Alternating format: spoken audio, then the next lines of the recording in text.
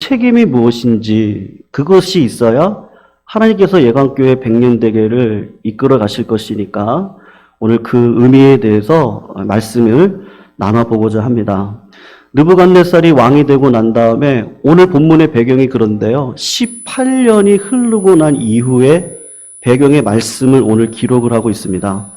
18년이 되던 해에 느부갓네살이 큰 신상을 건설을 했습니다.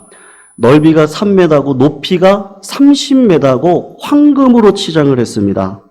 아마 하나님께서 주신 꿈이죠. 바벨론의 머리는 황금으로 장식이 되어졌으니까 18년이 지나고 난 다음에 마음속에 내 나라 바벨론이 영원토록 되어졌으면 좋겠다라는 의미로 분명히 황금으로 도배를 한 신상을 만들었을 것이 분명합니다. 여러분, 느부갓네살 왕이 통치 18년쯤 되는 해면은 정말로 제국이 완성이 될 때입니다. 통치 2년 때는 왕이 돼서 바벨론 제국이 그렇게 크지가 않았지만 통치 18년이 됐을 때는 거의 이 세상의 모든 나라를 제압을 하고 명실상부한 제국을 건설했을 시기일 것이죠.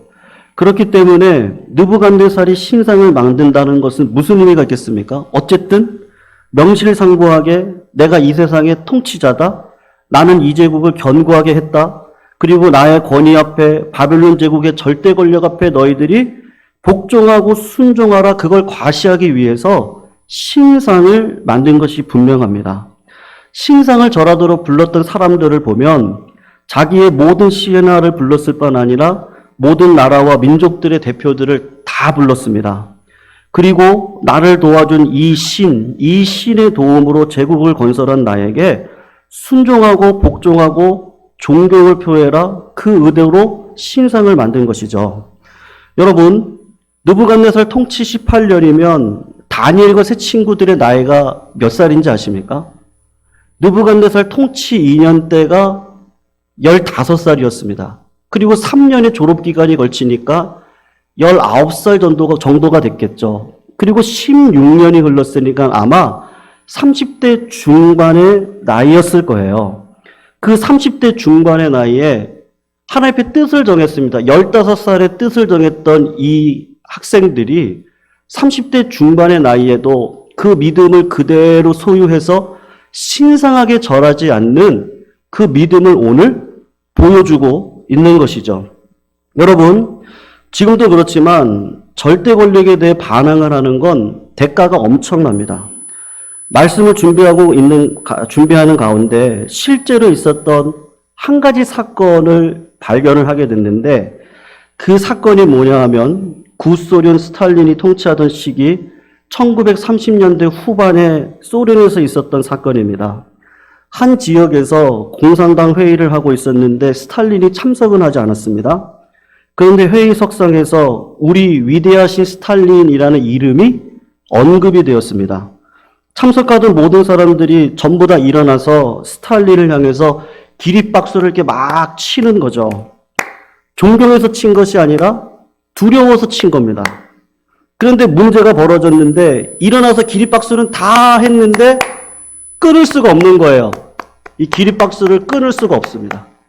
끊게 되면 불경죄에 걸려 들어가니까 아무도 끊지 못하고 두려운 가운데 계속해서 기립박수를 치고 있었습니다. 실제로 일어났던 사건입니다. 그러다가 한 노인이 더 이상 참을 수가 없어서 그냥 먼저 자리에 앉았습니다. 그리고 다른 사람들도 앉았습니다. 그 회의에 참석했던 경찰이 그 노인의 이름을 기록했고 그 다음날 그 노인은 체포가 되어졌는데 체포되어진 제목이 무엇이냐 하면 스탈린 동지에 대한 불경죄였습니다. 실제로 있었던 사건입니다. 여러분, 느부갓네살의 명령이 스탈린이나 히틀러나 지금의 독재국가의 위협보다 더 실제적인 위협이 있습니다. 느부갓네살이 지금 내 신상에게 절해라. 절하지 않으면요 풀무불을 직접 갖다 놓고 불을 활활 태워놓고 그냥 저곳에다가 직접 넣겠다. 반드시 죽이겠다고 하고는 위협적인 명령을 자기가 만든 신상을 숭배할 것을 그리고 그 명령을 하고 있습니다. 여러분, 그럴 때 할 수 있는 제일 좋은 길은 뭐죠? 타협하는 거죠. 이게 1년이 될 것도 아니고 2년 동안 지속이 될 것도 아니고 그냥 느부갓네살이 전 세계를 지배한 제국의 영광을 드러내기 위해서 잠깐 동안 하는 거니까 그냥 눈 감고 지나가자. 그냥 고개만 숙이면 되지 않냐? 그렇게 할 수 있습니다. 그런데 사드락과 메삭과 아벳느고는 모든 소리에 맞추어 그냥 그 큰 평지에서 일제히 무릎을 꿇고 신상에게 절을 하는데 이 세 사람만 다리를 꼿꼿이 땅에 붙이고 절을 하지 않고 아마 신상을 째려보았겠죠. 그래서 느부갓네살에게 잡혀갔습니다. 느부갓네살이 물었습니다. 너희들 왜 신상에게 절하지 않냐? 그 질문에 세 친구들의 답이 간단 명료했는데 17절에서 18절 성도님들 성경을 보세요. 성경을 보시면 17절, 18절에 뭐라고 이야기를 합니까? 왕이여, 우리가 섬기는 하나님이 계십니다. 우리를 맹렬히 타는 풀무불 가운데서 건져내실 겁니다. 왕의 손에서도 건져낼 겁니다. 18절의 고백이 진짜 중요한데요. 다음 주에 살펴볼 겁니다. 그렇게 하지 아니하실지라도, 그리 아니하실지라도 왕이여, 우리가 왕의 신들을 섬기지도 아니하고 왕이 세우신 금신상에게 절하지도 않을 겁니다. 18절의 분명한 이유를 설명하고 있습니다. 우리는 왕의 신하예요. 왕의 명령에 순종하는 자입니다. 그런데 분명한 건 왕의 신에게는 절을 하지 않습니다. 우리는 왕의 충성된 신하로 왕이 하신 명령에 복종을 합니다만 우리에게는 내가 섬기는 하나님이 있습니다. 신명기 6장을 보면 들어라 이스라엘아, 우리 하나님 여호와는 오직 한 분 하나님입니다. 그래서 마음을 다하고 뜻을 다하고 정성을 다하고 생명을 다해서 사랑을 해야 됩니다. 하나님께서 이스라엘 백성들에게 주신 첫 번째 계명이 너는 나 외에 다른 신을 두지 말라 그랬습니다. 지금 왕께서 우리에게 예배를, 하나님을 예배하는 걸 그만두고 우상을 예배하라고 이야기를 하는데 왕은 지금 우리에게 우상에게 절하고 말을 하는데 하나님께서는 우리를 살리시든 죽이시든 그건 하나님의 뜻이고요. 그렇게 하지 아니하실지라도 저는 하나님을 섬기겠습니다. 그것이 새 친구 신앙의 고백입니다. 여러분, 이런 신앙의 고백을 하면 어떻게 됩니까? 다 잃어버립니다. 이게 역사적인 사건이니까 생명을 포함해서요. 30대 중반이면 결혼도 했을 것이고 아내도 있을 것이고 가족도 자녀들이 있을 겁니다. 왕의 총애를 받고 누리고 있는 지위도 있고 명예도 있고 권력도 있고 보장된 미래도 있습니다. 근데 그걸 다 잃어버리는 겁니다. 그런데 신기하게도 이들의 마음속에 있는 그 믿음이 정말 정금같이 빛나는데 바벨론의 문화와 그 행복 속에 있습니다. 풍요로운 가운데 있는데도 불구하고 16년이 지났는데도 하나님을 향한 믿음과 하나님 나라 백성으로 살아간다고 하는 그 신앙의 자리에서 오히려 처음 음식을 구별해서 먹겠다고 하는 것보다 더 큰 믿음과 신앙의 고백을 하고 있는 그 모습에 그 자리에 딱 서 있습니다. 말씀을 준비하다가 자연스럽게 어쩔 수 없이요. 우리나라 선배님들이 경험했던 신사참배를 반대했던 우리 믿음의 선배님들, 한국교회의 순교의 신앙을 가졌던 분들에 대한 궁금증이 생겼습니다. 그래서 정확하게 신사참배가 뭐고 신사참배를 반대했던 핵심적인 이유가 뭔지가 궁금했습니다. 거두절미하고요. 신사참배를 반대하면 치러야 될 대가가 큰데 왜 반대했습니까? 거기에 대해서 세 분의 간증이 있습니다. 한 분은 이기선 목사님입니다. 그리고 또 한 분은 손양원 목사님이세요. 또 한 분은 한부선 선교사님이세요. 이기선 목사님이 하신 말씀입니다. 일본의 경찰과 검사와 판사가 물을 때 이기선 목사님께서 이렇게 대답을 했습니다. 딱 두 가지입니다. 첫째는 신사라는 게 뭐냐. 중요한 거는 일본 신화에 의하면 일본을 다스리는 남신이 있고 남자신이 있고 여자신이 있습니다. 그런데 그 여자신이 중요한데 그 여신의 이름이 뭐냐 하면 아마테라스 오마케미입니다. 이 오미카미라는 이 여신이 남신하고 결혼해서 그 사이에서 낳은 아들이 일본이 지금도 섬기고 있는 천황입니다. 그 천황의 가문을 낳았습니다. 그래서 일본을 다스리는 천황을 낳은 오미카미라는 여신을 모시는 곳이 아니고 신을 모시는 것이 이 신사입니다. 그 신사를 가면 여자 신을 향해서 예배하고 경배를 합니다. 그리고 그 신사를 가면 그 여신이 낳았던 천황들이요. 그 천황들, 죽었던 천황들의 위파가 모셔있는 곳이 신사입니다. 그리고 이 천황들에게 충성을 다했던 자기네들이 생각할 때 영웅이었던 일본의 영웅들의 혼령을 모셔놓는 것이 신사입니다. 그러니까 교회를 향해서 그렇게 이야기를 하는 것이죠. 이 신사에 예배도 하고 절을 해라. 그때 이기선 목사님께서 이렇게 이야기를 하셨는데 판사와 경찰 앞에서 천황은 하나님께서 일본을 통치하라고 세운 통치자일 뿐입니다. 다니엘과 새 친구들도 똑같은 거죠. 하나님께서 허용하셨어요. 우리에게 코로나를 허용하시듯 하나님께서 바벨론의 통치 가운데 있도록 허용하셨습니다. 그래서 그 통치자에게 순종해서 왕에게 명령을 순종을 해서 그 나라 일들을 다 보고 여러 일들을 행합니다.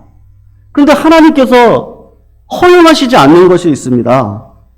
천황이 일본을 통치하라고 주셨다면, 나에게 일본을 또 함께 동맹이 되어서 한국을 통치하라고 주셨다면 저는 그 말에 순종할 수 있습니다. 그런데 하나님께 위임받은 통치자인 천황이 하나님의 뜻에 반대되는 명령을 내리는 건 천황께서 하나님께 불순종하는 겁니다. 만약에 하나님께서 첫 번째가 이건데 하나님의 뜻에 반대를 해가지고 우상을 섬기라고 이야기를 하면 반드시 하나님께서 일본을 심판할 겁니다. 그러면서 그리스도인입니다. 저는 그래서 국가에 대한 참된 충성을 할 수 있지만 맹목적에서 하는 것도 아니고 두려워서 하는 것도 아니고 하나님의 뜻이기 때문에 하는 겁니다. 그것은 신앙을 통해서 하나님의 말씀과 뜻에 신실하게 복종하는 것이기 때문에 합니다. 그런데 일본 여신에게 절하는 건 하나님이 허락하신 게 아닙니다. 그래서 절을 할 수 없습니다. 그러므로 우리는 신사참배를 반대한다라고 이야기를 했습니다. 손양원 목사님도 태양신과 싸운 사람들이라는 책에서 똑같이 이야기를 하는데 왜 너 신사참배를 반대하냐 물었을 때 국가와 천황의 권력은 하나님께서 주신 것이다. 천황 역시 하나님의 인도하에 존재되는 것이고 천황도 하나님의 뜻을 쫓아야 된다. 그런데 지금 천황이 하나님의 뜻에 반대되는 명령을 내리고 있는데 우리는 하나님의 뜻에 순종해야 된다. 만약 천황이 예수님을 믿지 않는다면 똑같은 얘기죠. 너도 심판을 받을 거다. 하나님의 명령을 어기도록 강요하는 이 일본 나라는 파괴를 면치 못할 것이다. 그리고 내가 신사참배하지 않는 이유는 딱 한 가지인데 하나님의 법에 어긋나는 명령을 내리는 국가를 내가 순종할 수 없기 때문에 그렇다는 것이죠. 만주에서 신사참배를 반대하다가 갇혔던 브루스 헌트, 한국말로 한부선 선교사님입니다. 일본 검사가 물었어요. 너가 그렇게 믿는 예수 그리스도께서 재림하시면 우리 천황은 어떻게 되냐? 한부선 선교사님께서 똑같은 대답을 합니다. 일개 인간에 불과한 천황이 예수 믿지 않는다면 지옥 심판을 받게 될 것이다. 그런 이야기를 일본 검사가 들었을 때 어떤 마음이 들겠습니까? 당장 죽여버리고 싶겠죠. 당연히 죽여야 됩니다. 신사참배를 반대했던 믿음의 선배님들의 이유는 아주 간단한데 우리는 이 세상을 살 때 하나님께서 이 세상 역사를 주관하시는 걸 믿습니다. 그리고 하나님께서 이 세상 가운데 반드시 끝이 있을 때 심판하시기 전에 믿는 사람이든 믿지 않는 사람이든 하나님의 뜻을 이루는 국가 권력으로 정치가로 왕으로 통치자로 이 세상에 두신 걸 믿습니다. 우리는 그 왕들이나 통치자들이 하나님의 법에 어긋나지 아니하는 명령을 내릴 때는 순종을 합니다. 그러나 하나님의 법에 어긋나면 그것을 명령을 하면 그에게 이야기를 할 때 우리는 하나님에 대한 순종이 먼저입니다.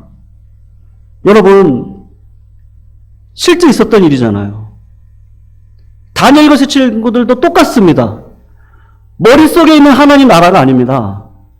실제로 내 삶 속에서 역사하는 하나님의 나라입니다. 신사참배를 반대했던 하나님 나라의 구원받는 백성으로 살아갔던 신앙의 선배들에게 있어서 하나님 나라의 백성으로 그 시대도 살아갔습니다.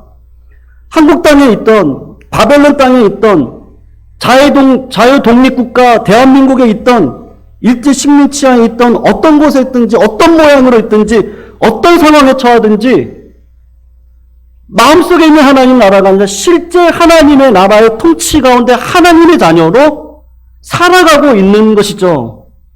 그것이 다니엘의 세 친구들 사드락 메삭 아벳느고가 신사참배를 반대하면서 교회를 지키려고 했던 우리 신앙의 선배들이 가지고 있던 간단하지만 단순한 하나님을 향한 확실한 믿음이 있는 것이죠.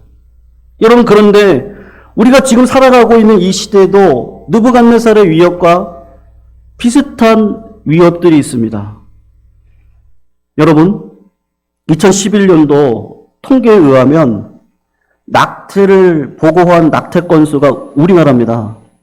17만 건입니다. 10년 전에 낙태 건수가 17만 건수입니다. 지난 10월 7일에 정부가 낙태죄 자체는 유죄로 이야기를 하지만 임신 14주까지는 낙태를 허용하는 법률 개정안을요, 입법 예고했습니다. 저도 자녀를 기르고 있기 때문에 자녀가 임신을 했을 때에 뇌가 없거나 애가 심각한 장애가 있거나 그런 경우 참 쉽지 않습니다. 이걸 어떻게 해야 되나 쉽지 않습니다. 그러나 그런 것과 무관하게 결혼한 사람이든지 결혼하지 않은 사람이든지 부도덕한 성적인 쾌락을 즐기기 위해서 마음대로 지내다가 원하지 않는 임신을 하게 되었습니다. 그리고 쉽게 이렇게 결정할 수 있는 거죠. 그냥 지으면 되지 뭐. 그냥 쉽게 지어버리고 낙태를 합니다. 지금도 우리가 이단으로 치부하는 로마 카톨릭이 피임을 인정하지 않습니다. 피임조차도 하나님의 뜻에 맞지 않는다고 인정하지 않는 것이 바로 로마 카톨릭입니다. 낙태는 하나님께서 보실 때, 그러니까 성경적인 기준입니다. 성도님 오해하시면 안 됩니다. 제가 지금 색깔 논쟁을 이야기를 하는 것이 아니고 오늘 드려지는 몇 가지 예화는 그냥 성경적인 기준으로 제가 말씀드리는 거니까 오해가 없으셨으면 좋겠습니다.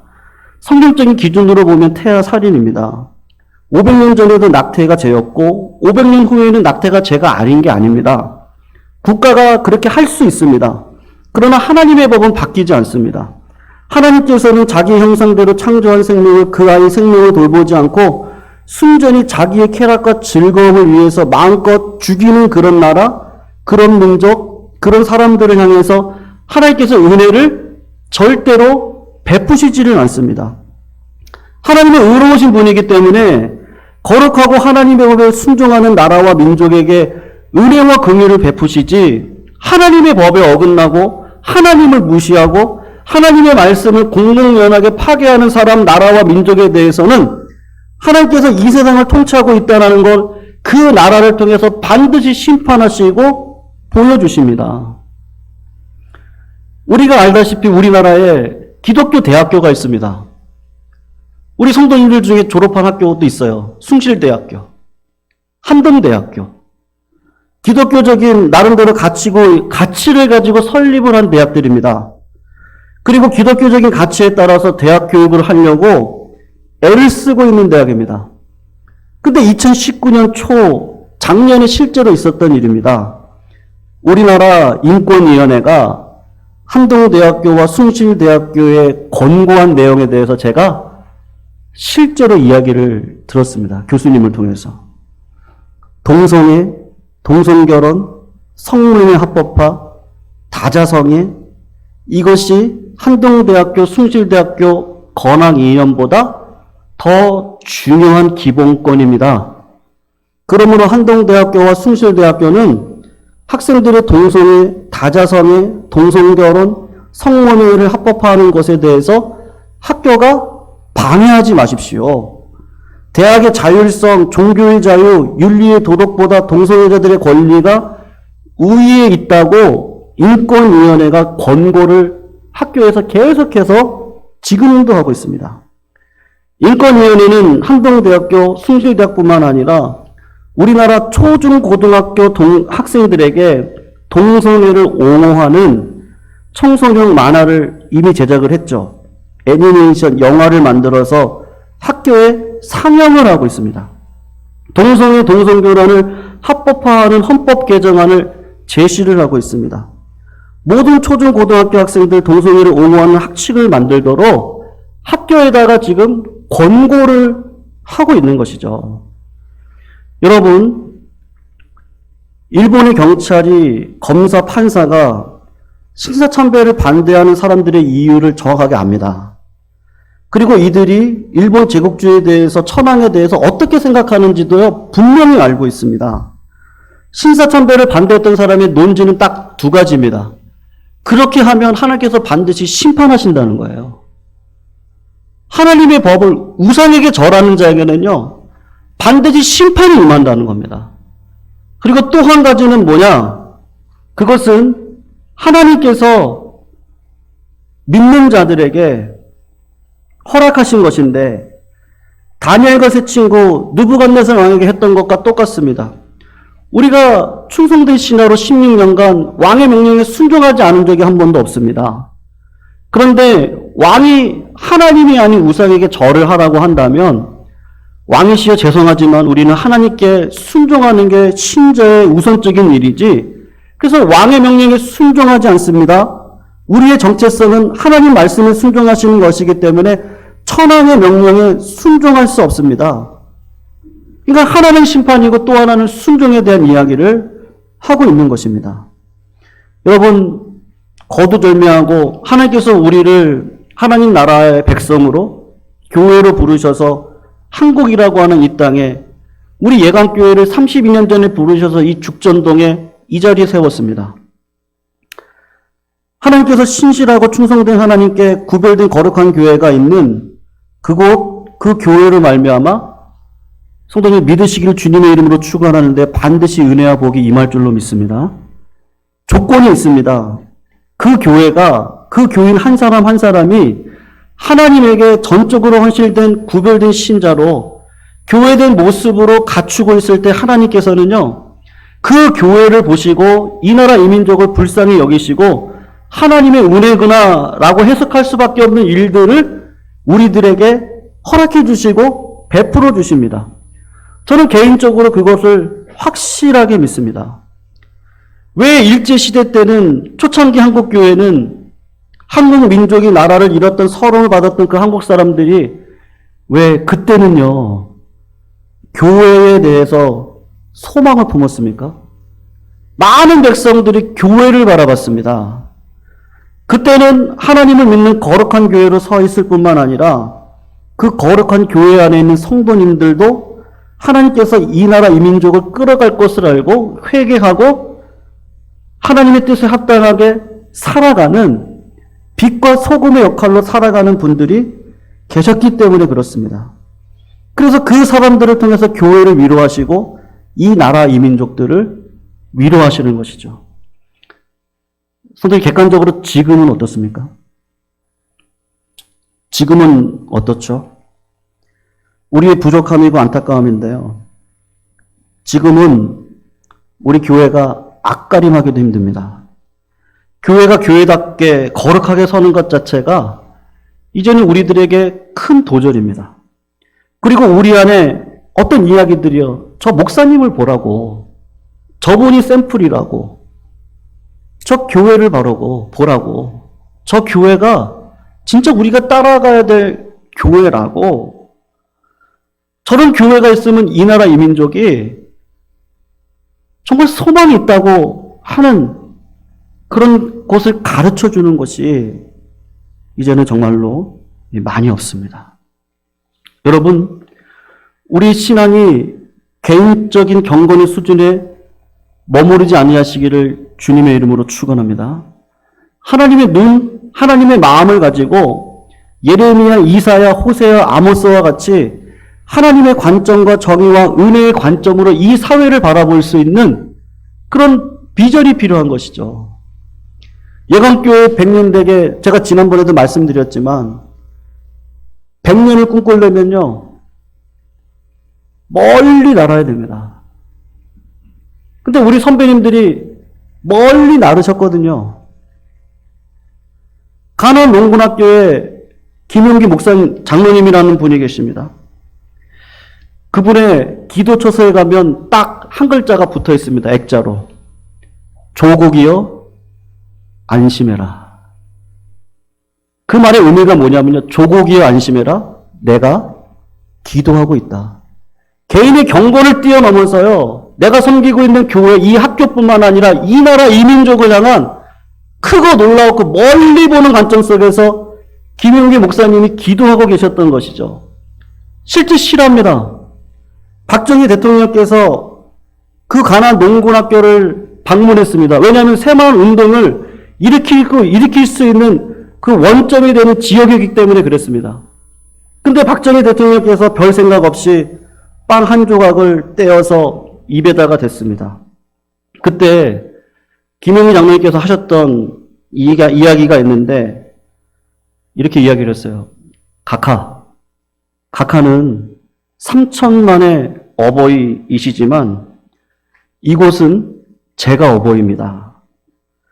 우리 학교에서는 원칙이 있습니다. 먹기 전에 반드시 식사 기도를 합니다.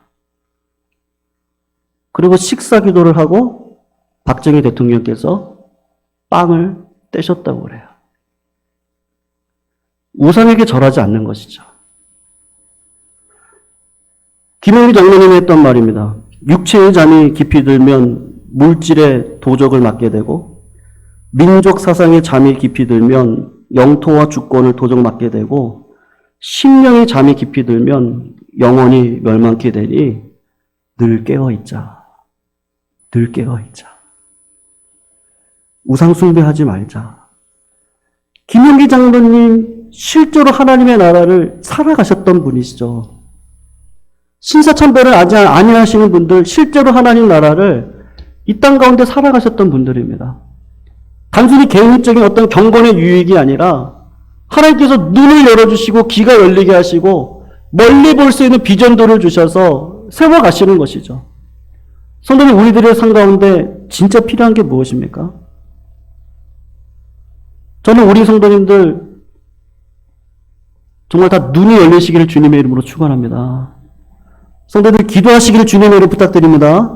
네, 기도를 하시면 하나님의 영이 임합니다.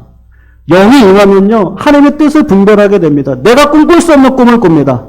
이건 내 꿈이 아니에요. 근데 하나님이 주시는 꿈이에요. 근데 그거를 받기만 하면요, 하나님께서 이루실 겁니다. 우리 예방교회를 통하여서 하나님께서 어떤 일을 행하실지 우리는 알지 못합니다. 그러나 15살의 뜻을 정하고 이방인의 음식을 먹지 않기로 다짐했던 이 청년들이 30 중반이 되어서 16년이 지나고도 여전히 더 믿음이 강해져서 실제 하나님 나라를 이 땅 가운데 선포하고 살아가는 이 믿음, 그 믿음이 우리들에게 있을 때 하나님께서는 우리 예방교회를 더 멀리 보게 하시고 그 비전 안에서 많은 사람들을 불러주실 것이고 그 비전을 통하여서 하나님 나라를 꿈꾸며 걸어갈 수 있는 시대적인 모델이 우리 예방교회가 될 수 있는 줄로 믿습니다. 그러므로 성도님들, 우리는 다른 거 하지 마시자고요. 우리가 언제 계획해서 됐습니까? 언제 꿈꾼다고 됐습니까? 하나님의 말씀이 무엇인지를 듣고 기도하면 하나님께서 꿈을 꾸게 하시죠. 요셉에게 꿈을 꾸게 하시는 것처럼 꿈을 꾸게 하시죠. 그 꿈을 붙들고 걸어가실 수 있는 믿음의 종들이 다 되시기를 주님의 이름으로 축원합니다. 그런 영광교회 하나님께서 반드시 이루어 주실 줄로 믿습니다. 우리 시간 다 같이 한번 말씀 붙들고 통성으로 함께 기도하기를 원합니다. 이전 통성으로 한번 기도할 때요, 하나님의 많은 은혜와 축복을 받아서 느부갓네살 왕의 눈에 10배나 탁월한 인정을 받았습니다. 그리고 왕의 총애와 바벨론의 영화를 16년간 누리고 살았습니다. 그런데 그 16년이 지나고 난 이후에도 바벨론의 문화에 매몰되지 아니하고 정말로 구별된 백성으로 신상에게 절하지 않는 믿음의 백성들로 살아갔는데 우리 교회가 내가 그런 참된 신자로 살아갈 수 있는 은혜를 더하여 주시고 저희들이 예방교회 100년 되기를 위해서 할 수 있는 게 무엇이겠습니까? 기도, 또 말씀의 삶을 통하여서 우상숭배를 하지 않는, 신상에게 절하지 않는 그 십자가를 지는 믿음의 길을 걸어갈 때 하나님께서 반드시 우리들에게 은혜 주실 줄로 믿습니다. 은혜 주실 겁니다. 그 은혜를 통하여서 영광의 백년대회가 꿈꾸게 되게 해주시고 우리가 꿈꿔왔던 모든 것들이 주 안에서 합력하여 선을 이루는 놀라운 은혜의 역사가 일어나게 해달라고 같이 한번 기도하시고요. 그것을 위하여서 우리 원로 목사님 추대 위임 목사 감사 예배를 이번 주 토요일날 올려드립니다. 그 예배 가운데 은혜 위에 은혜를 부어주시고 온 성도님들 같이 한마음이 되게 해주시고 그동안 수고를 또 애를 쓰셨던 당연히 목사님과 사모님을 위해서도 기도해 주시고 또 온 성도들이 그 뜻을 이어받아 아름다운 사역을 이어갈 수 있도록 역사해 달라고 이 시간 우리 백년대교를 위하여서 같이 한번 통성으로 하나님 앞에 기도 올려드리도록 하겠습니다. 사랑의 하나님 감사함을 올려드립니다. 주님의 은혜를 오늘도 누리며 걸어갈 수 있도록 인도해 주시니 감사함을 올려드립니다. 아버지 하나님, 저희들이 꿈을 꿀 수도 없고 저희들의 뜻을 이룰 수도 없음을 압니다. 하나님께서 주시는 꿈이어야 하고 하나님께서 주시는 환상인 줄 알게 하시니 또한 감사함을 올려드립니다. 아버지, 사드락 메삭 아벳느고가 16년의 세월 속에서도 믿음을 잃지 않고 하나님의 영광과 꿈을 이 땅 가운데 이름에 걸어갔던 믿음의 세대들인 것처럼 저희들에게도 동일한 은혜를 베풀어 주셔서 아버지 하나님께서 원하시는 은혜의 삶을 감당할 수 있도록 주님 아버지 인도하여 주시옵소서. 특별히 예방교회 32년의 사역을 또한 정리하면서 또 앞으로 100년 대교를 꿈꾸며 나아가기를 원합니다.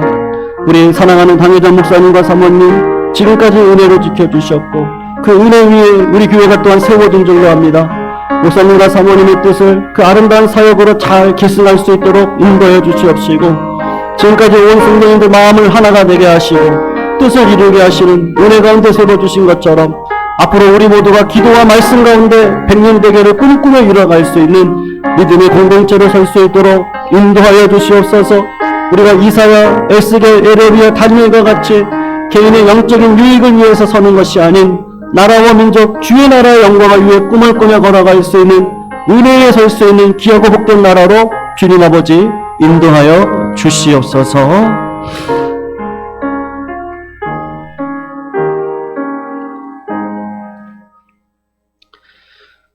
김영기 장로님이 하신 말씀같이 조국이여 안심하라 내가 기도한다 라고 하는 말이 참 교만처럼 들리지 않는 건 사회, 그 하나님의 나라가 이 땅과 나라 가운데 임하기를 원하는 그런 꿈과 비전을 소유하고 주의 영광을 꿈꿨던 그 용기인 줄로 압니다. 하나님, 우리 사랑하는 백성들에게 그런 눈과 꿈을 열어주셔서 아버지 하나님께서 원하시고 꿈꾸는 나라를 이 땅 가운데 이룰 수 있는 믿음의 삶을 살아갈 수 있도록 주님 아버지 은혜를 베풀어 주시옵소서. 하나님, 이 나라 이민족 예방교회 백년대교가 주의 손에 있는 줄로 믿습니다. 하나님의 주권과 통치 가운데 딱 하나 원리, 말씀과 기도로 주의 뜻을 쫓아 살아가는 백성들에게는 반드시 은혜를 베풀어 주실 줄로 믿습니다. 오늘도 저희들 주의 뜻 가운데 헌신케 하여 주시고 주의 뜻을 분별케 하여 주셔서 온전히 주님 앞에 영광 올려드릴 수 있는 믿음의 삶을 살아갈 때 하나님 영광 받아 주시옵시고 우리 예강교회가 하나님 앞에 꿈꾸는 교회로 백년대교가 준비되어지는 교회로 설 수 있도록 역사하여 주시옵소서. 이 모든 말씀 예수 그리스도의 이름으로 간절히 기도 올려드리옵나이다. 아멘.